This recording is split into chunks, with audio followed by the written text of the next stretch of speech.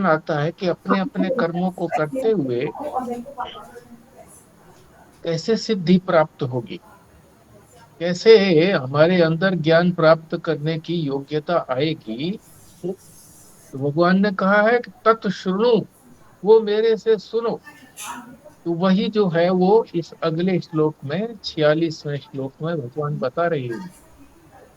ये भगवान ही बता रहे हैं, केवल उपाधि का प्रयोग किया हुआ उन्होंने इस शरीर की, इंद्रिय मन बुद्धि की जो उपाधि है, जिसके माध्यम से परमात्मा के ये शब्द निकल रहे हैं, परमात्मा का ही श्लोक जो महाराज जी ने उसको आदि गुरु शंकराचार्य के माध्यम से और अपने अनुभव और अपने बुद्धि से, विवेक से, प्रज्ञा से जो कुछ भी उन्होंने प्राप्त किया वो इसमें उधेड़ रहे हैं।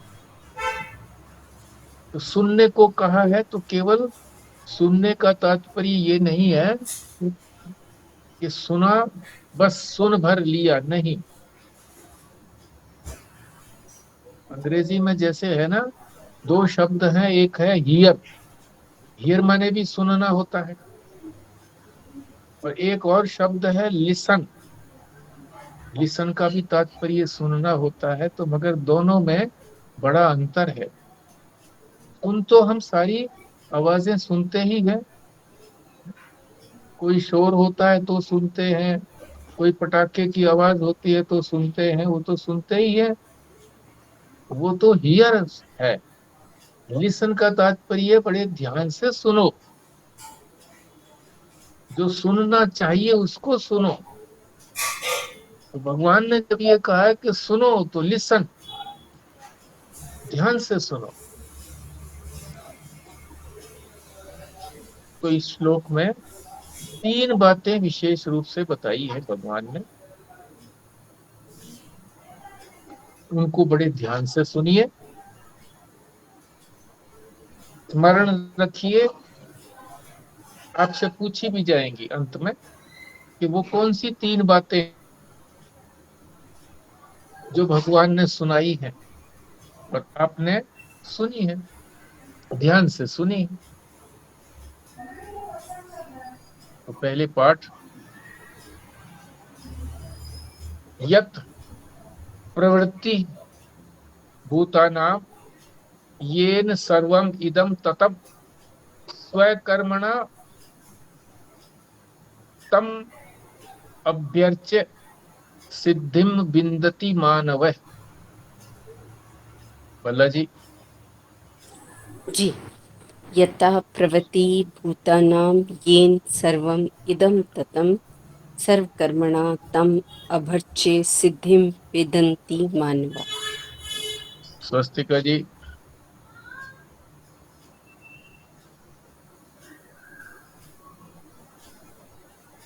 संजीव शर्मा जी। जी।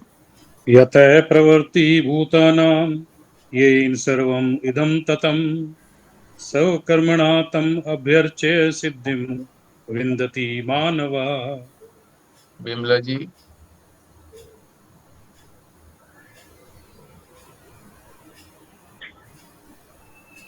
यतः प्रवृत्तिः भूतानां येन सर्वमिदं ततं सकर्मणा तत् अभ्यर्च्य सिद्धिं विन्दति मानवः। यतः यानी जिस परमेश्वर से, यतः माने जिस से, प्रवृत्ति दूसरा शब्द है उत्पत्ति। प्रवृत्ति का मतलब होता है, दो अर्थ होते हैं प्रवृत्ति के, उत्पत्ति और चेष्टा। जिस परमेश्वर से भूतानाम, भूतानाम माने सारा संसार, प्राणी, भूत, जिस परमेश्वर से सारे प्राणियों की उत्पत्ति होती है, और चेष्टा करते हैं। दो बातें हो गई ना। प्रवृत्ति से दो अर्थ निकलेंगे, उत्पत्ति और चेष्टा। प्रियतम, जिस परमेश्वर से सारे प्राणियों की उत्पत्ति होती है और चेष्टा करते हैं, वो भी परमात्मा से ही चेष्टा होती है। येन, और भी आगे बता रहे हैं, येन जिससे, वही परमात्मा ही, जिससे सर्वम इदम ततम, इदम माने ये सारा संसार, ये सारा संसार जिससे, ततम माने व्याप्त, सारा संसार जिसके अंदर व्याप्त है, या जिससे सारा संसार व्याप्त है, ये सब में व्याप्त है। दो बातें हो गई। तीसरी बात है स्वकर्मणा, अपने अपने कर्मों से, तमभ्यर्च, उसकी, तम माने उसकी, अभ्यर्चना माने पूजा, अपने अपने कर्मों से उसकी पूजा करने से सिद्धिम, ज्ञान निष्ठा की योग्यता, विन्दति माने प्राप्त होती है। किसको? मानव को। सारे का क्या अर्थ हुआ? जिस परमेश्वर से सारे प्राणियों की उत्पत्ति होती है, चेष्टा भी होती है, और जिसमें ये सारा जगत व्याप्त है, या ये सब में व्याप्त है, सभी कह सकते हैं। उसी परमेश्वर की अपने अपने कर्मों से, उसकी पूजा करने से ज्ञान प्राप्त करने की योग्यता मनुष्य प्राप्त करता है। तो तीन बातें कौन कौन सी बताई? एक तो बताया ईश्वर, ईश्वर का स्वरूप बताया कि ईश्वर कैसा है।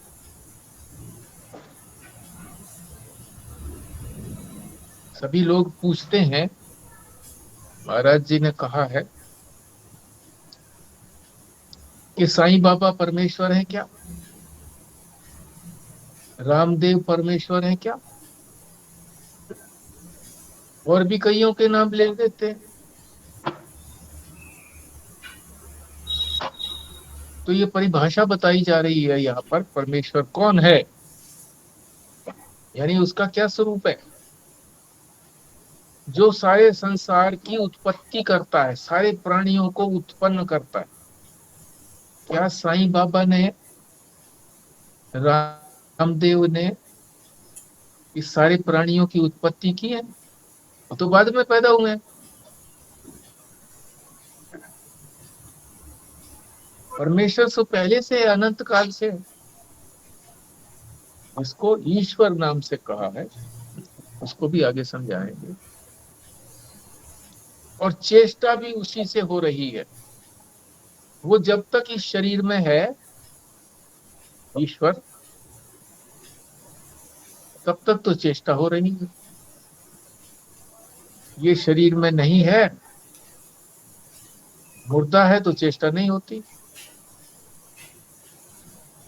एक बात तो ये बताई, क्या बताई? ईश्वर की परिभाषा। दूसरी बात क्या है? सारे जगत में वो व्याप्त है।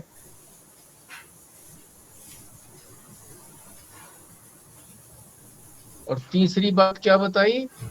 अपने अपने कर्मों से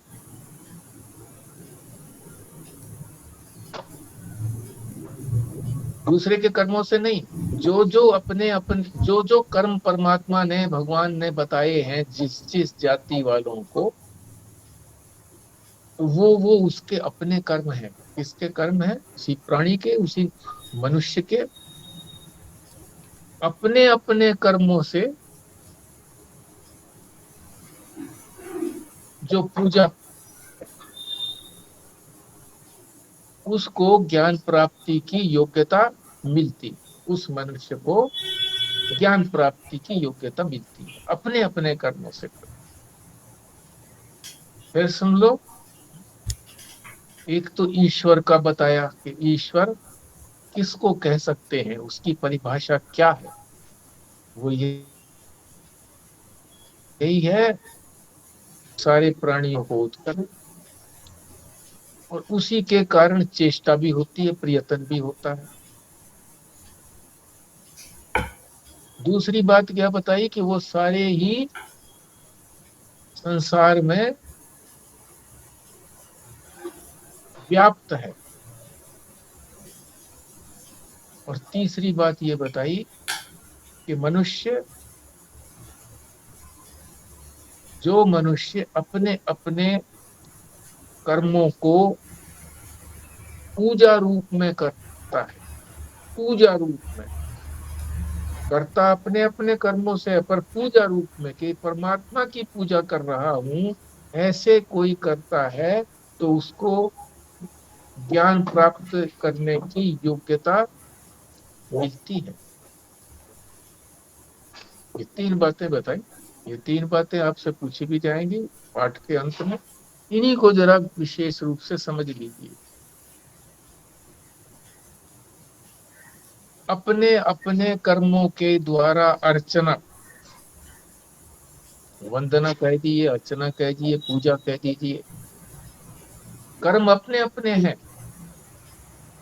पर पूजा परमात्मा की समझ नहीं है। तो ऐसा भाव बनाना है,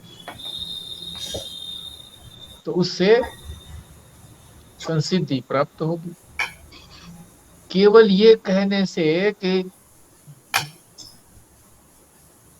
कृष्णार्पण वस्तु, ये कहने से बात बनेगी।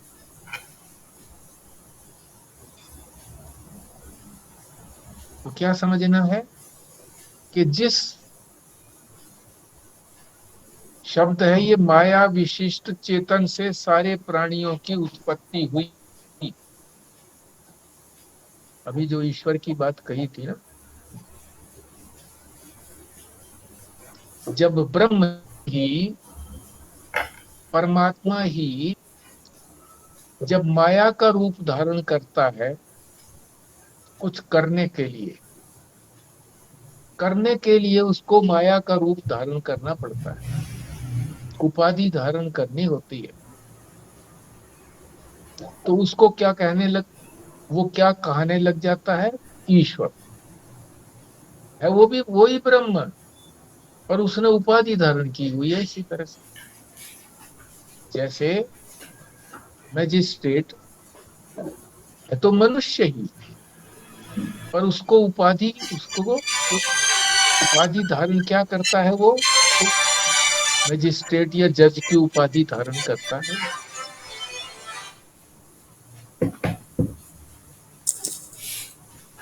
उसको देते हैं, जब उस उपाधि को धारण करता है तो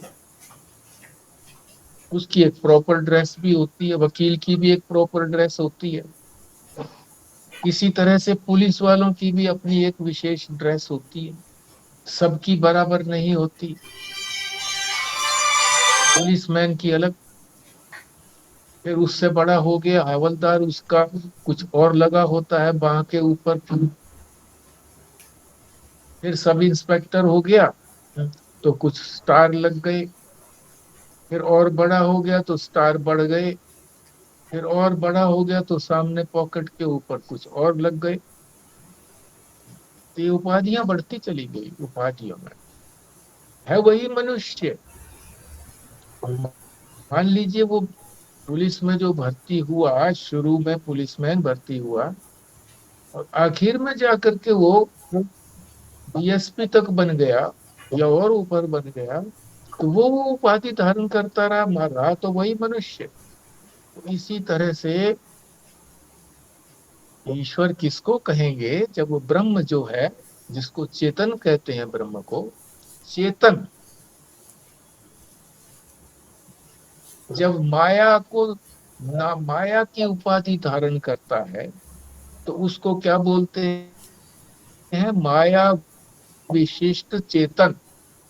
उसी से सारे प्राणियों की उत्पत्ति हुई, वो उत्पत्ति करता है, ब्रह्म नहीं करता कुछ भी, उपाधि धारण करके वो करता है।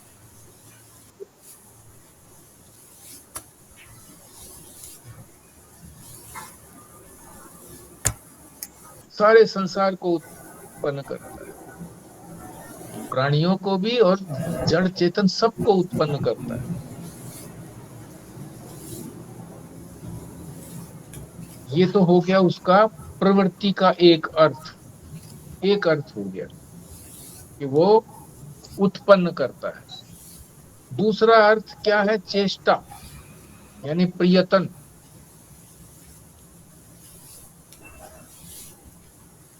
प्राणियों को किस किस प्रकार से प्रवृत्ति करनी है, चेष्टा करनी है, वो सब उसी के हाथ में है।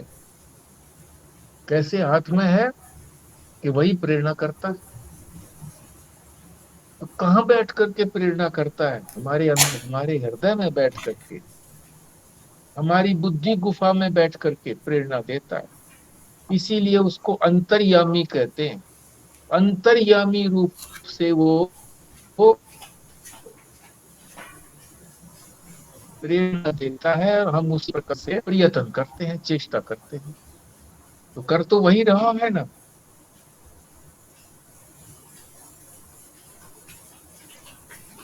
एक मिनट भाई, एक मिनट।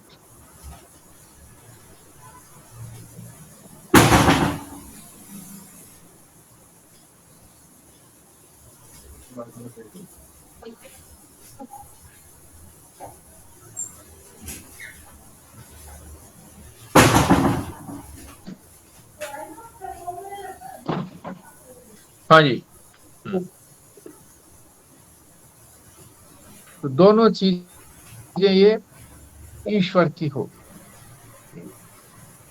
उत्पत्ति भी करता है और जो भी चेष्टा होती है प्राणी की, वो परमात्मा ही यानी ईश्वर ही अंदर बैठ करके प्रेरित करता है। तो वो उसी प्रकार की चेष्टा करता है। एक बात तो ये बता दी विस्तार से। दूसरी बात, इसको जरा और ध्यान से समझना पड़ेगा। येन सर्वम इदम ततम, पहली पंक्ति के अंदर ही जो लिखा हुआ है ना, येन सर्वम इदम ततम। येन माने बताया था जिससे, सर्वम इदम ये सारा संसार, ततम माने व्याप्त, सारे संसार में व्याप्त है। जैसे कि मणियों के अंदर धागा व्याप्त है, और भी जरा अच्छे ढंग से समझना हो तो माला के जो मणिये हैं वो भी अगर उसी धागे से बने हुए हो, मणिये भी धागे वाले और उसके अंदर जो पिरोया हुआ धागा है वो भी धागा, तो परमात्मा इस तरह से है कि परमात्मा ही ये संसार रूप में प्रकट है, व्याप्त है और प्रकट है, क्योंकि उसके अंदर बैठा हुआ है। यहाँ जो समझाया गया है वो थोड़े से और तरीके से समझाया गया है। गंभीर बात है। क्या है? उसी ईश्वर से सब व्याप्त है। ये सब उसके अंदर माया से दिख रहे हैं, माया से दिख रहे हैं सब उसके अंदर। अगर वही मणियों वाली बात समझो ना, तो माया से दिख रहे हैं, है तो वो भी धागा ही। जो मणिये बनाए हुए हैं, धागे से मणिये बनाए हुए हैं, आपने देखी भी होगी माला। पंजाबी जो माताएं हैं वो इस तरह की माला रखती हैं ज्यादातर। तो धागा ही मणियों के रूप में है, और जो पिरोया गया है वो भी धागा ही है। तो वो केवल एक प्रतीति हो रही है कि ये मणिये हैं, एक आकार बन गया उनका, और एक नाम रख दिया मणिये, क्योंकि उसी उसी ढंग से बने हुए, प्रतीति हो रही। तो यहाँ क्या समझा रहे हैं, किस ढंग से समझा रहे हैं? वह तो सांप में रस्सी की तरह स्थित है, सांप के अंदर रस्सी की तरह, जैसे है तो रस्सी, मगर वो प्रतीत क्या हो रही है? सांप। तो यहाँ ये क्या बता रहे हैं? सांप में रस्सी की तरह स्थित है, सांप में रस्सी की तरह स्थित है, स्थिति बता रहे हैं ना। जैसे सांप के एक एक कण के अंदर रस्सी के सिवाय कुछ नहीं है, रस्सी ही तो सांप दिख रही है ना, रस्सी ही सांप के रूप में दिख रही है, मगर उसके अंदर सांप का एक एक कण के अंदर रस्सी के सिवा नहीं है तो रस्सी ही वो, पर वो दिख किस रूप में रही है? सांप रूप में है, रस्सी दिख रही है सांप रूप में।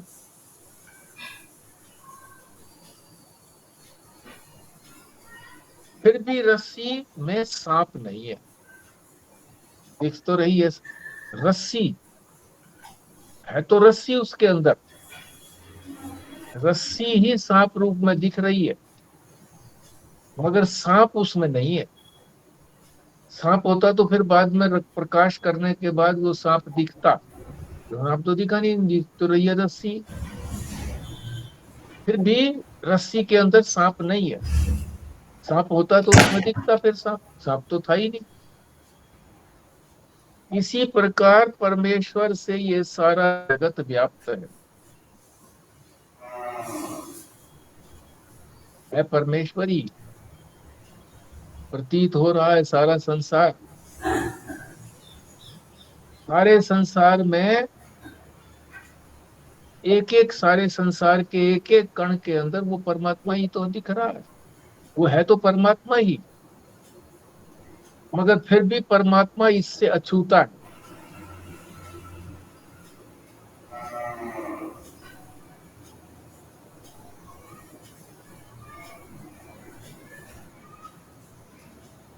इसी को ठीक से समझना है, जो व्याप्ति है ना, व्याप्त है, कैसे समझना है इस व्याप्त को?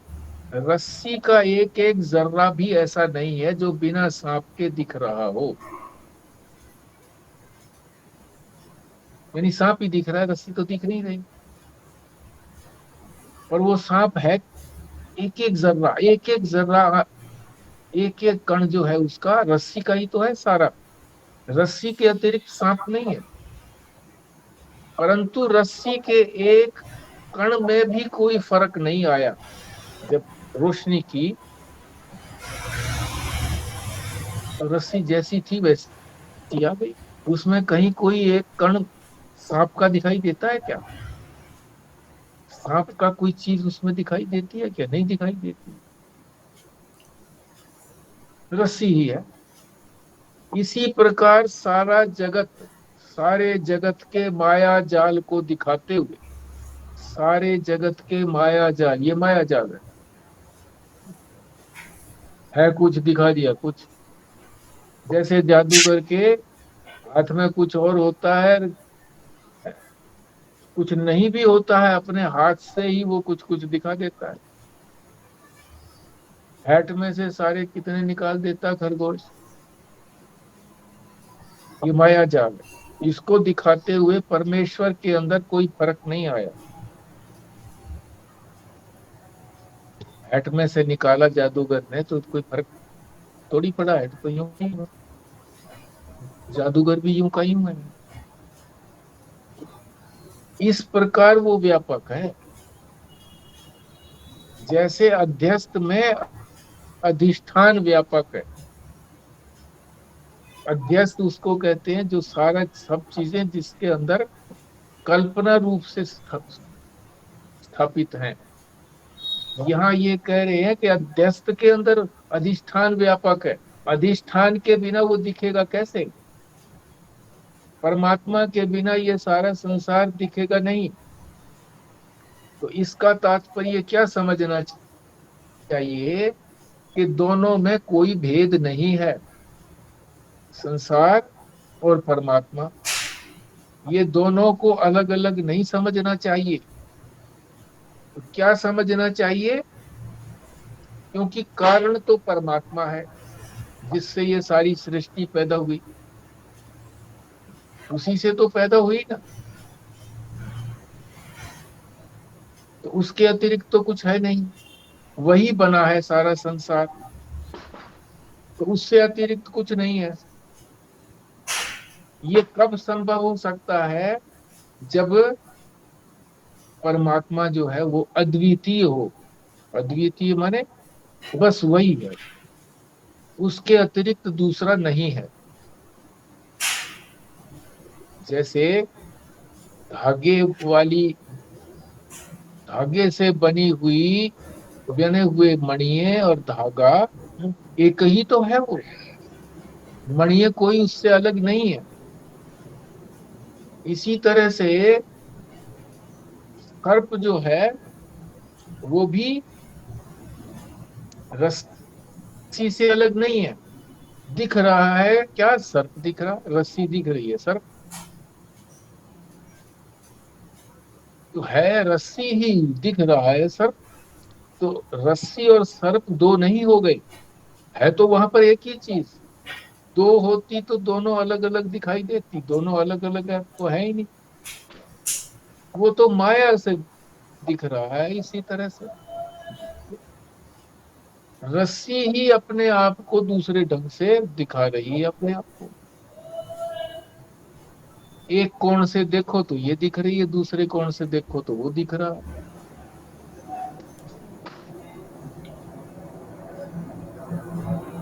ये जो अद्वितीयता की बात, जब हमको दो लग रहे हैं, एक संसार लग रहा है, एक परमात्मा लग रहा है, ये बात बड़ी खटकती है। दो कैसे है? दो अगर है तो एक कैसे है? हमें तो दो दिख रहे हैं, एक संसार दिख रहा है, एक परमात्मा दिख रहा है। तो ये बात सबको खटकती है मन बुद्धि में, ऐसे कैसे हो सकता है? इसीलिए हो रहा है कि हमारे अंदर राग और द्वेष भरे पड़े हैं संसार के लिए। संसार को हम चाहते हैं, किसी वस्तु, संसार की किसी वस्तु को हम चाहते हैं और किसी वस्तु को हम परे हटाना चाहते हैं, नहीं चाहते। इसकी वजह से इसकी वजह से वो हमको सच्चा लग रहा है कि वो संसार सच्चा है। क्योंकि जो हमारे अनुकूल है उसको हम चाह रहे हैं, जो प्रतिकूल है उसको हटा रहे हैं। तो हमारा जो राग द्वेष बना हुआ है, चाहना और न चाहना, उसको दूर हटाना, इसकी वजह से दो लग रहे हैं वो। अन्यथा है तो एक ही। अगर राग और द्वेष नहीं हो इस संसार के प्रति, तो है तो परमात्मा ही वो। इसीलिए जब परमात्मा ये कह रहे हैं, भगवान ये कह रहे हैं कि कोढ़ी और ऐश्वर्यमान, जो बड़ा ऐश्वर्यशाली है, राजा, कोढ़ी और राजा को देख करके दोनों परमात्मा कैसे हो सकते हैं? कोढ़ी और ईश्वर, राजा, दोनों दोनों परमात्मा कैसे हो सकते हैं? उसको तो परमात्मा फिर भी समझ सकते हैं, राजा को, उसके में शक्तियां। पर कोढ़ी, सारा कोढ़ लगा हुआ है शरीर के अंदर, अंग उसके गलने लगे हैं, मक्खियां उसके ऊपर बैठती हैं, बुद्धि उसकी कोई काम करती नहीं है। तो दोनों को बराबर कैसे समझेंगे? दो तो अलग अलग हैं। दोनों में एकता कैसे समझेंगे कि वही एक है? परमात्मा दोनों में वही है, ऐसे कैसे समझेंगे?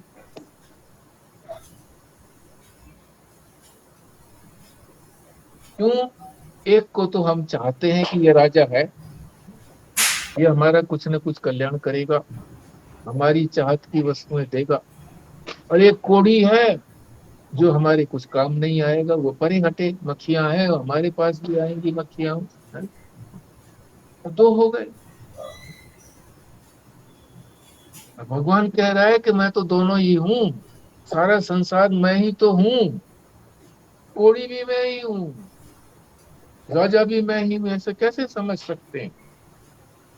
तो कह रहे हैं कि वो अद्वितीय है, एक ही तो है, उस एक परमात्मा के अतिरिक्त दूसरा कोई है ही नहीं।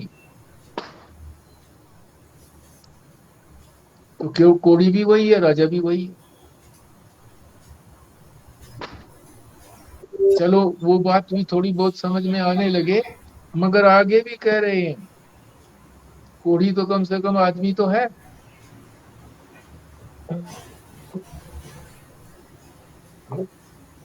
क्या कहें, सुअर का वजन, दोनों में परमात्मा एक जैसा बता रहे हैं, बताओ।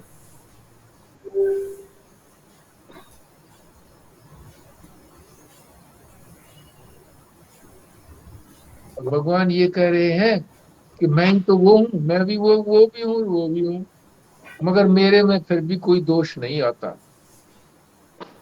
अब इस बात को कैसे समझे कि मेरे में कोई दोष नहीं आता? एक उदाहरण देते हैं कि हमको राजस्थान में जो बालू रेत है, जब वो धूप में तपता है तो उसमें चमक पैदा होती है, और वो चमक से हमको ऐसे लगता है कि आगे पानी है, कुछ दूर पर पानी है। इसी तरह से वो मृग को, हिरन को, हिरन है होते हैं वहां पर बहुत, दोपहर के समय में प्यास लगती है उनको, तो वो हिरन समझता है कि ये पानी है, और वो उधर भागता है, और जितना जितना वो भागता है वो पानी जो है दूर होता चलता है, नहीं मिलता। पर मन में शक होता है कि पानी हो, शायद हो वहां पर पानी, देखा तो है नहीं, पर देखो वहां पर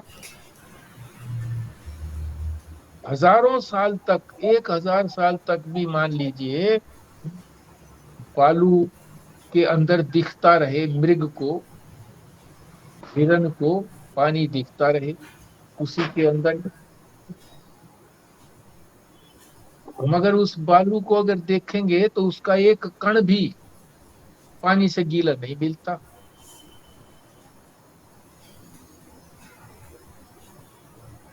इसी प्रकार सारा ये जो माया जाल है, ये दिख रहा है हमको, दिखते हुए भी वो अधिष्ठान, वो परमात्मा, वो ईश्वर एक जैसा ही बना हुआ है, उसमें कोई अंतर नहीं आता। ये दो चीजें भगवान ने कही।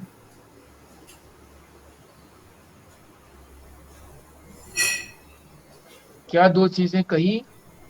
कि सबके अंदर मैं व्याप्त हूं, फिर भी मेरे अंदर कोई परिवर्तन नहीं आता,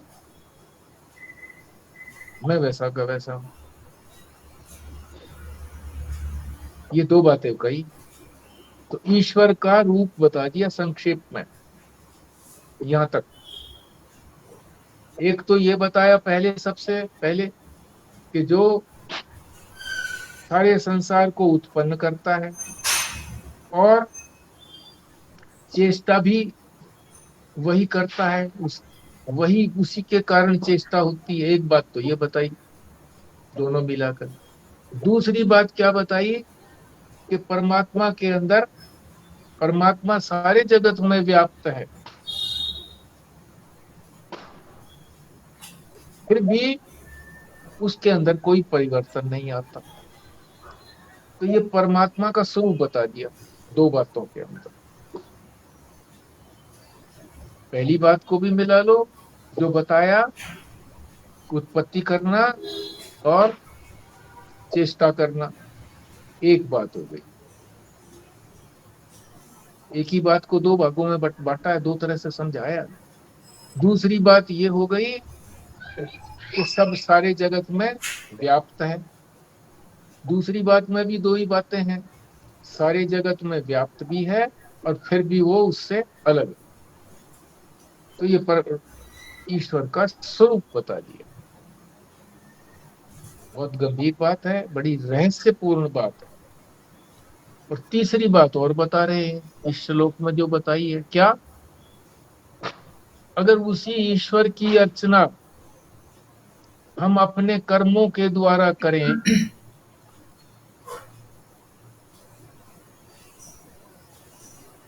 तो हमको ज्ञान प्राप्त करने की योग्यता मिल जाएगी, संसिद्धि हो जाएगी। अब कर्म जो हैं दो तरह के हो गए। एक तो भगवान ने बताए कि भाई ये कर्म तुमको करना चाहिए,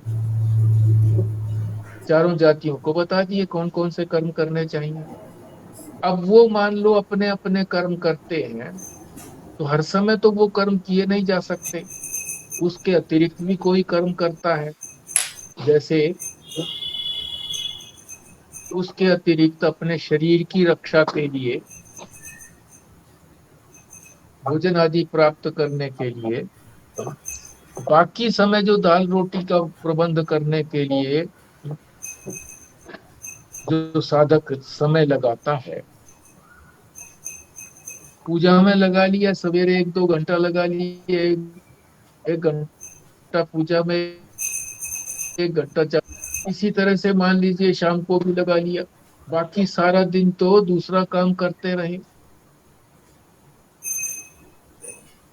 तो पूजा तो पूरी हुई नहीं,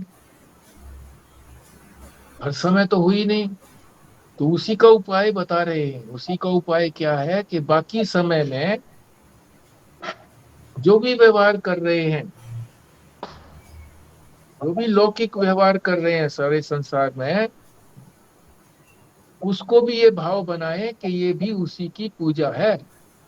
अब कैसे पूजा है वो कैसे समझेंगे? भाव तो बनाया हमने पर भाव बनता तो नहीं है। तो भाव कैसे बनाना है कि परमात्मा ने मुझको ये कर्तव्य दिया है, कर्म करने को कहा है और मैं कर रहा हूं, बस ये भाव बना लो। तो वो जो भी कर्म करता है, चाहे वो परमात्मा की आज्ञा वाला कर्म करता है और चाहे वो संसार का काम करता है, दाल रोटी का काम करता है, तो वो उसकी अर्चना हो गई, परमात्मा की पूजा हो गई। अब चलो ये तो समझ लिया। अब जब हम खा रहे हैं, भोजन कर रहे हैं, इसको भी परमात्मा की पूजा समझो कि परमात्मा को ही भूख लगी है, उसी को ही भोजन करा रहे हैं। मैं नहीं भोजन कर रहा, परमात्मा को भूख लगी है, परमात्मा ही भोजन करा रहा है, तो उसी को मैं भोजन करा रहा हूं।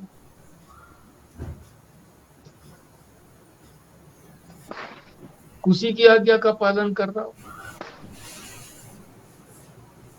तो क्या होगा कि ईश्वर प्रसन्न होगा कि मेरी आज्ञा का पालन कर रहा है, तो ठीक है। अब जो कल प्रश्न आया था एक, कि जो ब्राह्मण है वो तो सात्विक कार्य कर रहा है, पढ़ाने का, वेद पढ़ाने का, यज्ञ कराने का, यज्ञ करने का, दान देने का, ये तो सात्विक कर्म कर रहा है। कुछ राजसिक कर्म कर रहे हैं क्षत्रिय आदि, और कुछ तामसिक कर्म कर रहे हैं शूद्र आदि। वो तो देर से पहुंचेंगे, ये प्रश्न आया था कल। ब्राह्मण जल्दी पहुंचेगा। तो भगवान कह रहे हैं कि नहीं, जिस जिसको जो कर्म दिया गया है, स्व कर्मणा, स्व स्व कर्मणा, अपने अपने कर्मों से मान लीजिए किसी के 4 लड़के हैं, पिता के 4 पुत्र हैं, उन्होंने चारों को उनकी योग्यता के अनुसार काम दिया। जो छोटा है बच्चा, उसको उसके ढंग का दिया काम। छोटे बच्चे को क्या कहा कि भी तुम तो स्कूल में जाया करो और अपनी पढ़ाई खूब करो। तो थोड़ा सा बड़ा हो गया, नौकरी करने लगा, थोड़ी नौकरी पाता है, को कहा ठीक है तुम इसी को करो। तीसरा है, कोई व्यापार कर रहा है, तो व्यापार करने वाले को बताया कि भाई ठीक है तुम अपना व्यापार करो। किसी को व्यापार करने के लिए कहा क्योंकि उसकी योग्यता व्यापार की है। किसी की नौकरी की योग्यता है तो नौकरी बता दी। किसी को स्कूल में जाने की आयु है, उसकी बुद्धि ऐसी है तो चलो वहां स्कूल में जाओ। और किसी को जो है वो को बड़ा कोई और कार्य करने का, उसको पंडित का कार्य दे दिया कि वो बड़ा विद्वान है तो पंडित का कार्य दे दिया किसी को, तुम ये काम करो। तो चारों अपने अपने काम कर रहे हैं, आज्ञा का पालन कर रहे हैं। तो परमात्मा सबसे प्रसन्न होगा ना। जो सबसे छोटा है, स्कूल में जाता है, उससे भी प्रसन्न होंगे कि वो अपना काम ठीक से कर रहा है, आज्ञा का पालन कर रहा है। दूसरों से भी वो आज्ञा का पालन हो रहा है तो वो प्रसन्न हो गए, क्योंकि उसकी आज्ञा को माना जा रहा है। तो ईश्वर की प्रसन्नता सबसे बड़ी बात है। अब जो ये चारों जातियों की बात बताई, ये कैसे सिद्ध होगी, इसको बता के बताओ चारों जातियों को।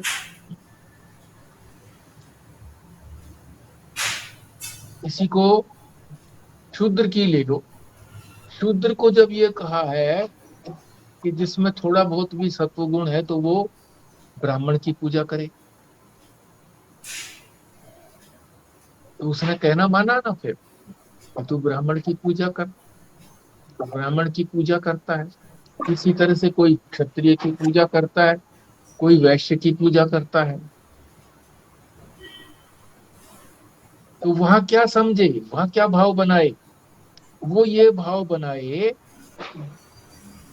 कि ये मैं अपने लिए नहीं कर रहा, ये मैं उसकी सेवा भी नहीं कर रहा जिसकी, ब्राह्मण क्षत्रिय और वैश्य की भी, बल्कि जो उनके अंदर परमात्मा स्थित है। ब्राह्मण में भी परमात्मा स्थित है, क्षत्रिय में भी परमात्मा स्थित है, वैश्य में भी परमात्मा स्थित स्थित है। उसकी आज्ञा का पालन कर रहा हूं, क्योंकि उसने कहा है मुझको कि अपना अपना कर्म तुम करो। शूद्र को कहा है कि तुम सेवा करो,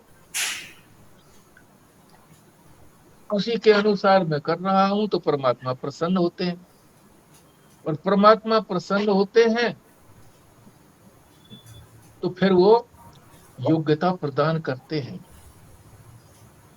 सिद्धि की। सिद्धि किसकी योग्यता? ज्ञान प्राप्ति की, ज्ञान निष्ठा की योग्यता प्राप्त कर जाते हैं। जिसको जो काम बताया उस उसने वो किया, उससे वो प्रसन्न हो गए। तो इसमें कोई समय की भी बात नहीं है कि जो शूद्र है उसको देर लगेगी, अगले जन्म में करेगा, ऐसा कल मैंने कहा था, ऐसा नहीं है। क्योंकि परमात्मा प्रसन्न होंगे तो परमात्मा उस शूद्र को भी जो सेवा में लगा हुआ है उसका अंतःकरण शुद्ध करेंगे। अंतःकरण शुद्ध करने के बाद आगे की जो क्रिया है वो भी तुरंत हो जाएगी। परमात्मा की प्रसन्न सबसे बड़ी बात है कि हम परमात्मा की आज्ञा का पालन करें। तो चारों जातियों को जो जो कर्म बताए हैं, यही श्लोक में कहा गया है कि स्वकर्मणा, अपने कर्मों से जो उसकी पूजा करता है तो उसको संसिद्धि, सिद्धि प्राप्त होती है। किस चीज का मतलब? सिद्धि का, कि वो ज्ञान निष्ठा प्राप्त करने की योग्यता उसमें प्राप्त होती है।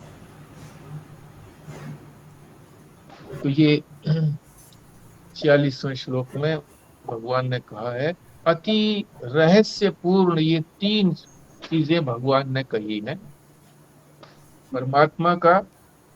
परमात्मा ईश्वर जो है वो उत्पत्ति भी करता है और चेष्टा भी उसी के द्वारा होती है।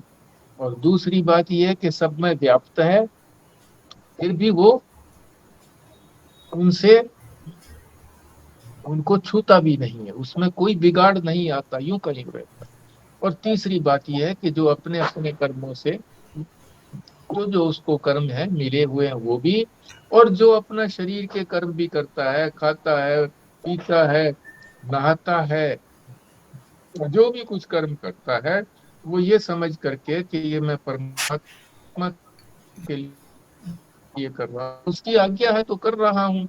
तो अब परमात्मा प्रसन्न होते हैं, और परमात्मा प्रसन्न होते हैं तो फिर वो संसिद्धि प्राप्त होती है। ये 46वें श्लोक का सार भी विस्तार भी हो गया। अब आप बताइए बारी बारी से कि भगवान ने कौन से तीन रहस्य की बात बताई है इस श्लोक के अंदर। तीन रहस्य की बातों को रिपीट करिए आप। हाँ जी, बोलिए।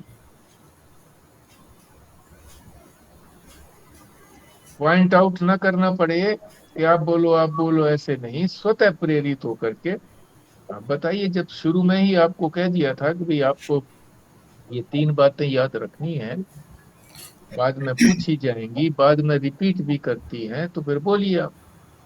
हाँ जी।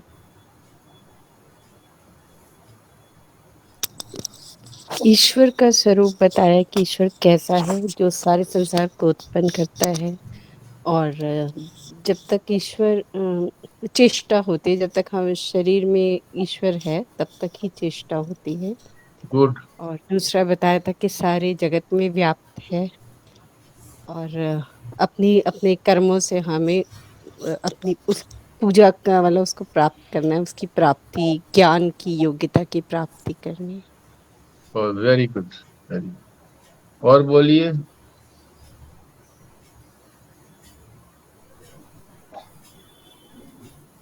इससे पिछले श्लोक में जी हाँ जी। जो बात हुई थी कि अपने अपने जो विहित कर्म है उनको हाँ जब जी। भली प्रकार से अनुष्ठान करता है तो विशेष शब्द पे जोर दिया था ना, नर संसिद्धि को प्राप्त करता है नर। हम्म। और नर का भाव ये बताया था कि जो विषयों में रमन करने वाला नहीं है। हम्म। तो ये विशेष बात है करके कि ऐसे ही कर ले कि अपने अपने कर्मों में लगे रहे और हम्म। विषयों में लगे हुए हैं। तो विषयों में हम्म। लगे हुए हैं तो वो नर ही नहीं है, तो संसिद्धि हम्म। को प्राप्त नहीं कर पाएगा। हम्म। तो ये नरे पर जो भी जो जोर दिया था इसमें, हालांकि हम्म। ज्यादा उस पर बात नहीं, नरमते विशेषु इति नर। नर वो है जो विषयों में रमन नहीं करता। और हम्म। नर ही जब अपने कर्मों में, विहित कर्मों में अनुष्ठान करता है, तब वो जो है ज्ञान को प्राप्त करने की योग्यता रखता है। हम्म। ये तो पिछले श्लोक की बात बता दी आपने, इस श्लोक की बात बताना था। इसमें तीन बातें बताई हैं 46वें श्लोक में, वो तो 45वें की बात कही है आपने।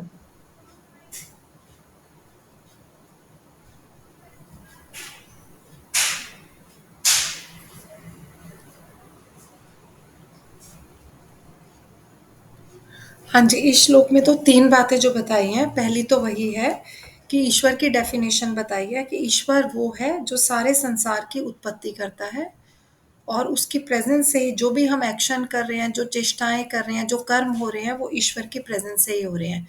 तो इसको दो भागों में हम्म। बांट के ये बता दिया ईश्वर के बारे में। और दूसरा, ईश्वर जो है पूरे जगत में व्याप्त है, पर फिर भी वो सबसे अछूता है, उसको कोई भी टच नहीं कर पाता। जैसे बहुत सारे एग्जाम्पल देके बताए हैं, तो वो व्याप्त होने के बावजूद भी वो किसी के साथ टच में नहीं है। जैसे वो कहते हैं कि कमल के फूल की तरह से कंपेयर कर सकते हैं कि वो पानी में रहता है, पर पानी में जो बूंद है उससे वो अलग ही रहती है, वो उसके साथ मिक्स नहीं होता, और वो उसके ऊपर अलग से बूंद पड़ी रहती है। और तीसरा यही है कि हमें जो भी कर्म मिले हुए हैं, अगर हम उनको ईश्वर की आज्ञा मान के करते रहेंगे तो ज्ञान प्राप्ति की हमें योग्यता प्राप्त हो जाएगी। ठीक। इसमें जो मेरे को सबसे अच्छी बात ये लगी कि बहुत बार हम ये सोचते हैं ईश्वर को प्राप्त कैसे करेंगे, पर यहाँ पर ये बता दिया कि वैसे लोग सोचते हैं कि हमें कुछ उपासना करनी चाहिए, अर्चना करनी चाहिए, ये वाला पाठ करना चाहिए, मंत्र बोलने चाहिए, बहुत सारी चीज़ें ऐसी बताई गई हैं। पर अभी यहाँ पर भगवान ने कहा है कि बस अगर हम ये मान लें कि परमात्मा ने एक आज्ञा दी है, हमें जिस तरह की आज्ञा दी है, अगर हम वही करते रहेंगे और उनकी आज्ञा मानकर करते रहेंगे कि तुमने कहा इसलिए हम कर रहे हैं, तो भी हम ज्ञान की प्राप्ति की योग्यता आ जाएगी, मतलब फिर हम मोक्ष की प्राप्ति भी कर सकते हैं। तो ये बात अच्छी लगी कि बिल्कुल उसी तरह से लगा कि जैसे पिता जो है अपने सारे बच्चों को यही चाहता है, जैसे कि वो चाहता है ओबीडिएंट हो, मतलब मेरा कहना माने। और जब बच्चे उनका कहना मानते हैं तो पिता बहुत खुश होता है। तो इसी तरह से ईश्वर के रेफरेंस में भी इसको समझा जा सकता है।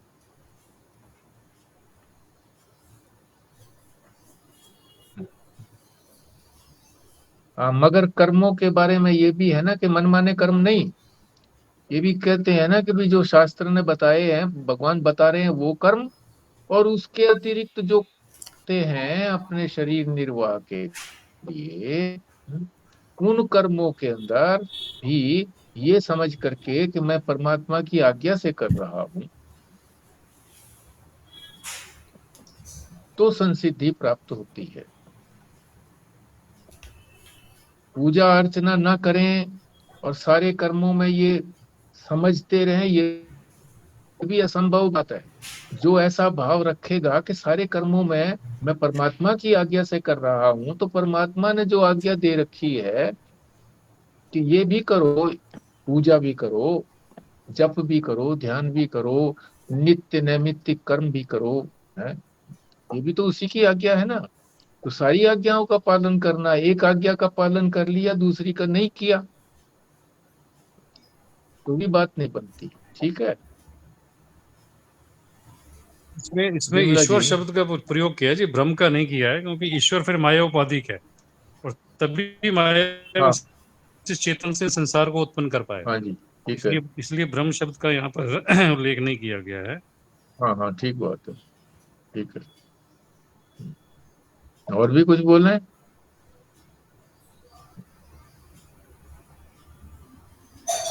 विमला जी। जी। हम्म, बताया ईश्वर का स्वरूप, बताया ईश्वर कैसा है, जो सारे संसार की उत्पत्ति करता है, उसी के कारण चेष्टा करता है, प्रयत्न करता है। दूसरा बताया परमात्मा सारे जगत में व्याप्त है, फिर भी वो न्यारा है, सबसे अलग है। ठीक। तीसरी बात, ईश्वर की अर्चना अपने अपने कर्मों के द्वारा करें तो हमें ज्ञान प्राप्ति करने की योग्यता मिल जाएगी, संस्कृति मिल जाएगी।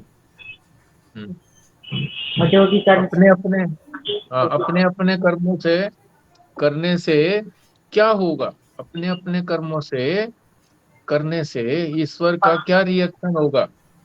परमात्मा खुश होगा। हाँ, परमात्मा प्रसन्न होगा। तो प्रसन्न होगा तो फिर आगे का मार्ग सरल हो गया, योग्यता प्रदान करना सरल हो गया। संसिद्धि मिल जाएगी। बिल्कुल ठीक बात, ठीक बात।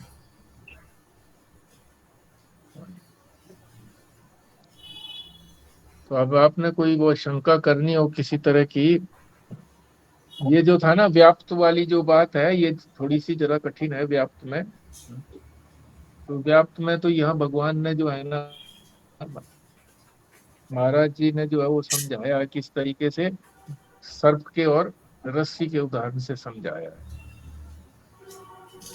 दूसरा मैंने जो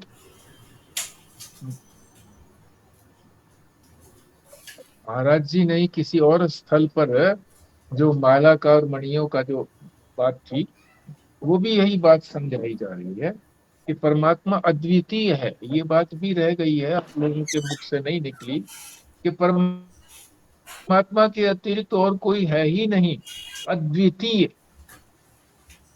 अद्वितीय होने से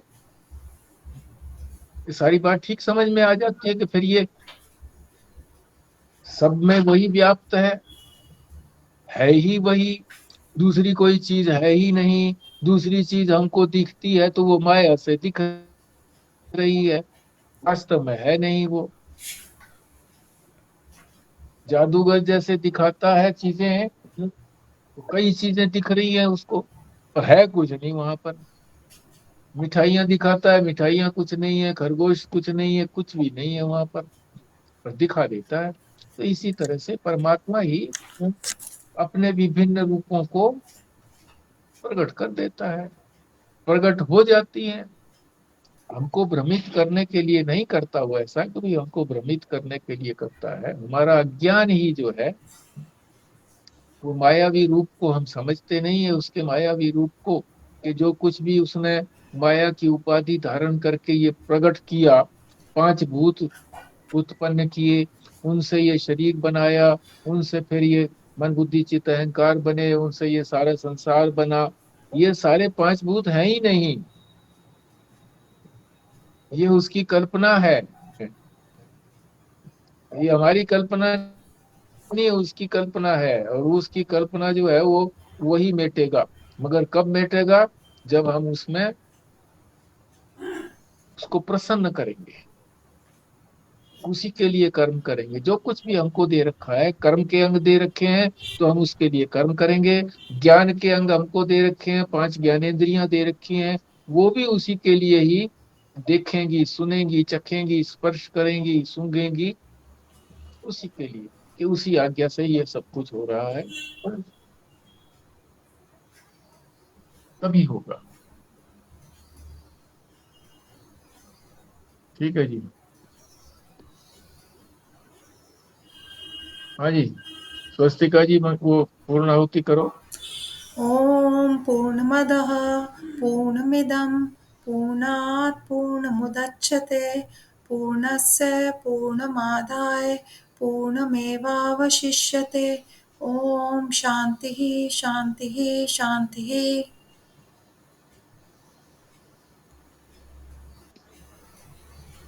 नारायण। नारायण।